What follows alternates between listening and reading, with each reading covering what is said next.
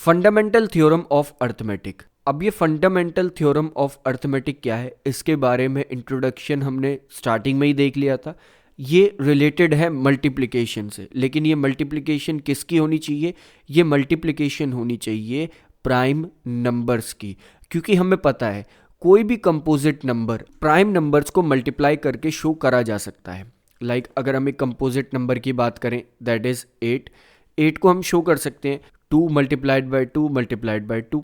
ऐसे ही हम एक और कंपोजिट नंबर को देखें, दैट इज 25 को हम रिप्रेजेंट कर सकते हैं 5 मल्टीप्लाइड बाई 5 से। तो हम कह सकते हैं यहाँ से कि ऐसा कोई भी कंपोजिट नंबर होगा उसे हम प्राइम नंबर्स को मल्टीप्लाई करके शो कर सकते हैं। लाइक एक और एग्जांपल 5313 जो कि होगा 3 multiplied by 7 multiplied by 11 multiplied by 23 के इक्वल। तो एक तरह से हम किसी भी कंपोजिट नंबर को ये कह सकते हैं कि वो प्रोडक्ट होता है बहुत छोटे छोटे प्राइम नंबर्स का। सो यही फंडामेंटल थ्योरम ऑफ अर्थमेटिक हमें एक्सप्रेस करती है, दैट इज थ्योरम सेकंड, कि हर एक composite number, that is every composite number can be expressed as product of primes, and this factorization is unique, apart from the order in which the prime factors occur।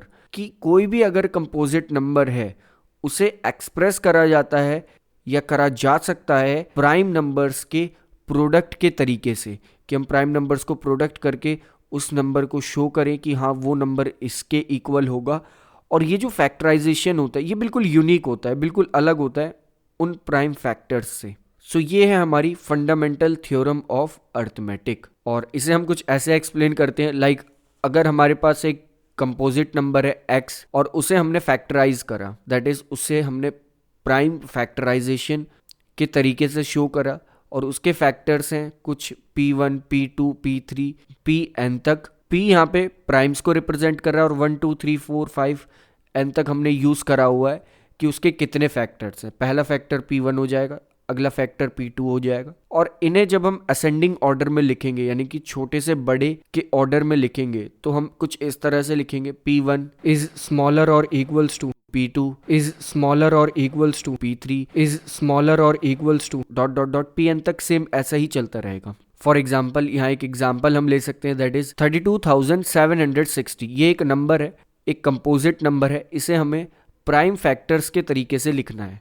तो ये कुछ इसके factors आएंगे, like 2 multiplied by 2 multiplied by 2, 3 multiplied by 3 multiplied by 5 multiplied by 7 multiplied by 13। तो ये सभी इसके factors हैं, p1 p2 p3 p4 p5 p6 p7 p8। 8 इसके यहाँ पे फैक्टर्स आते हैं। p1 हो जाएगा 2, p2 हो जाएगा 2, p3 भी होगा 2, p4 हो जाएगा 3, p5 हो जाएगा 3, p6 होगा यहाँ पे 5, p7 होगा 7, p8 यहाँ पे होगा 13। p यहाँ पे रिप्रेजेंट कर रहा है प्राइम को, और ये छोटे छोटे नंबर्स रिप्रेजेंट कर रहे हैं कि वो कौन से सीरीज का नंबर है, 1 2 3 4 5 6। और इसे हम एक और मेथड से लिख सकते हैं, लाइक 2 की पावर 3, क्योंकि यहाँ पे 3 बार मल्टीप्लाई हो रहा है, एंड 3 की power 2 multiplied by 5 multiplied by 7 multiplied by 13। और ये एक यूनिक वे होता है। ये यूनिक वे क्यों निकला? क्योंकि पहले हमने ये डिसाइड करा कि हम इन नंबर्स को असेंडिंग ऑर्डर में लिखेंगे, यानी कि 2 3 5 7 13, और हर एक कंपोजिट नंबर का ये असेंडिंग ऑर्डर बिल्कुल यूनिक होगा, बिल्कुल अलग होगा, डिफरेंट होगा। और यही हमें फंडामेंटल थ्योरम ऑफ अर्थमेटिक बताता है कि हर एक कंपोजिट नंबर है उसे फैक्टराइज करा जाता है, प्राइम नंबर्स के फॉर्म में लिखा जाता है, और जब हम ये फैक्टराइजेशन करते हैं, फैक्टर्स निकालते हैं, तो सभी कंपोजिट नंबर का ये ऑर्डर अगर हम असेंडिंग ऑर्डर में लिखें इन फैक्टर्स को, प्राइम फैक्टर्स को, तो वो एक बिल्कुल यूनिक ऑर्डर आएगा, बाकियों से अलग होगा।